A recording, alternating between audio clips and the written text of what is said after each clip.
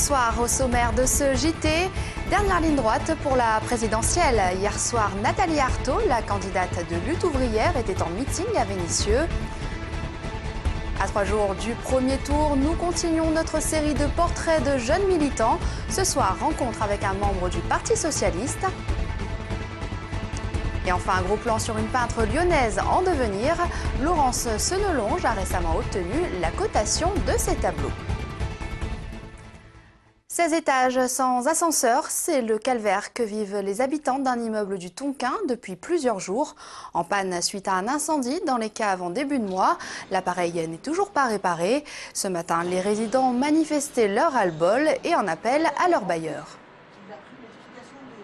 Moi, je ressens de la colère. Pourquoi ? Parce qu'on paye et puis... si on n'a pas des ascenseurs, on est obligé de descendre, monter avec les commissions. Bon, ben, c'est pas agréable. Notre volonté est de répondre aux sollicitations de nos clients, de lever les incompréhensions et l'exaspération en mettant en place un dispositif de portage présent tous les jours du lundi au samedi. Les travaux de remise en service d'un des deux ascenseurs de l'allée, l'ascenseur de droite, démarreront lundi 23 pour se terminer au plus tard, donc vendredi 29.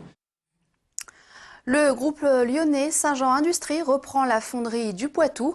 C'est sans surprise que le tribunal de commerce de Nanterre a choisi aujourd'hui le seul candidat en lice.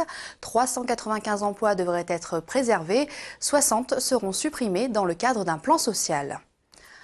La traversée du désert de l'OL continue. Hier soir, les Lyonnais ont été battus 3-0 à Toulouse en match en retard de la 32e journée de Ligue 1.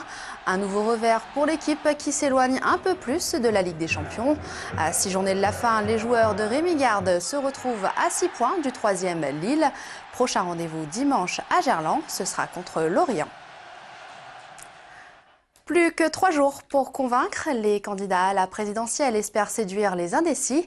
Hier soir, c'est Nathalie Arthaud qui a tenu meeting à la salle Joliot-Curie de Vénissieux. Devant 500 personnes, la candidate de Lutte ouvrière a fustigé le capitalisme. Jean-Marc Roffa. Travailleuses, travailleurs, camarades et amis.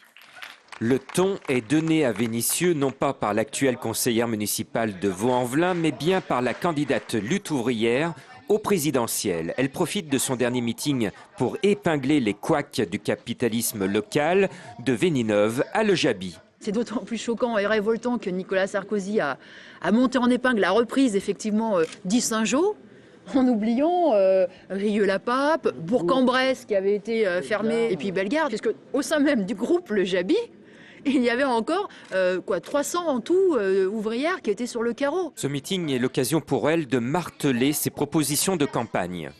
L'interdiction des licenciements, l'augmentation des salaires, des pensions de retraite et leur indexation sur les prix. Elle met aussi en garde les électeurs sur l'effet Mélenchon. Ceux qui rejetaient l'illusion Hollande et qui voulaient exprimer leur méfiance en votant pour Jean-Luc Mélenchon, eh bien, rejetaient certes l'illusion Hollande, mais c'était pour tomber dans une autre illusion. Même si elle plafonne à 1% dans les sondages, les propositions de Nathalie Arthaud, avec des salaires promis à 1 700 € minimum, plaisent à un public souvent défavorisé. Je suis chômeur, monsieur. Et donc, qu'elle me conforte dans mon vote, c'est-à-dire de vote pour un plan de défense des travailleurs. Dans la perspective des législatives, Nathalie Arthaud a annoncé qu'elle ne se présentera pas dans notre région, mais en Seine-Saint-Denis. Et si l'abstention guette de nombreux électeurs, certains, eux, ont choisi de s'engager. C'est le cas de jeunes militants que nous vous proposons de découvrir à travers une série de portraits. Ce soir, rencontre avec un membre du Parti socialiste, Jasmine Sorgue. À 27 ans, Michel est encarté au Parti socialiste depuis 2 mois seulement, le calendrier électoral l'ayant décidé. Mais il se déclare socialiste de cœur depuis ses 17 ans. Militer est devenu pour lui un besoin. Je veux transmettre le message, en fait, c'est ça la différence entre un militant et un sympathisant. C'est que je veux transmettre les messages aux gens qui ne connaissent pas encore le parti, les valeurs de la gauche, les défenses des droits, du droit de l'homme, les droits des femmes, l'égalité homme-femme, la solidarité. Attendez, je vous donne le programme de François Hollande.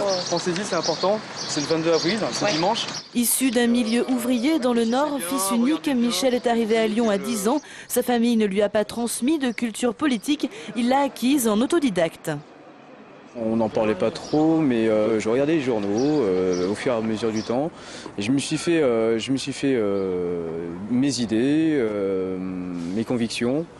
Bac STI en poche, Michel a travaillé comme technico-commercial dans les énergies nouvelles. Mais son nouveau projet est bien différent, ouvrir un bar-restaurant latino en septembre, tout en continuant ses activités au PS.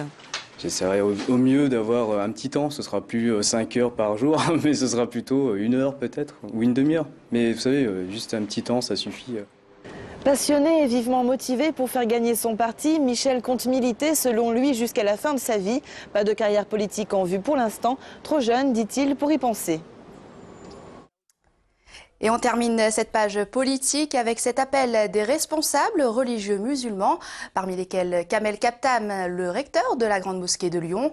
Dans un communiqué, ils invitent toute la communauté à voter massivement dimanche, en rappelant au passage l'obligation morale du droit de vote, une manière de ne pas rester, je cite, spectateur du scrutin.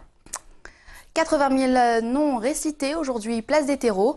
Il s'agit de 80 000 victimes françaises de la Shoah, un hommage qui a lieu chaque année dans le monde pour honorer la mémoire de 6 millions de juifs tués pendant la Seconde Guerre mondiale. L'année 2012 est une année particulière parce qu'elle commémore les 70 ans des premières rafles et le premier convoi est parti de Drancy le 27 mars 1942. Il nous semble, par les temps actuels, avec la montée des extrémismes et les difficultés politiques que rencontre l'Europe, qu'il est bon de rappeler ce que l'histoire a produit de pire pour l'humanité. Laurence Senelonge à la cote.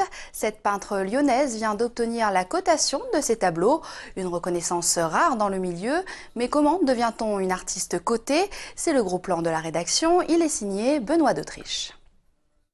Celui-là, qui est un plot en bois où j'ai peint sur chaque face et sur roulette. Des tableaux à roulettes, des tableaux forme un peu bizarre et même des tableaux en carton. C'est un peu la marque de fabrique de Laurence Senelonge. Depuis plus de 10 ans, cette artiste peintre lyonnaise expérimente les supports et y applique toujours la même technique, la peinture au couteau. Dès que j'ai essayé le couteau, là, j'ai vraiment trouvé un plaisir parce que ça permet d'avoir du relief, une matière qu'on n'a pas avec le pinceau, quoi. Il y a plein de nuances, il y a plein de reliefs.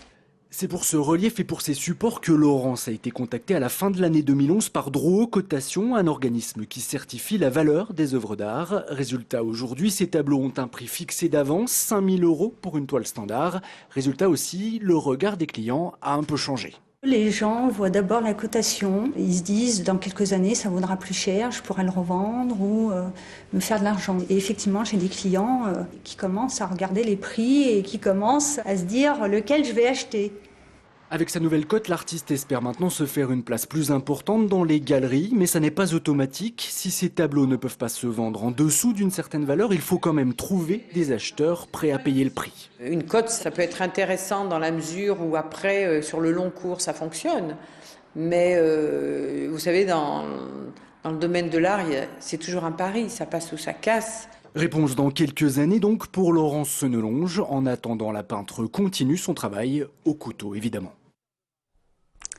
Et c'est la fin de ce JT. Passez une très belle soirée sur TLM.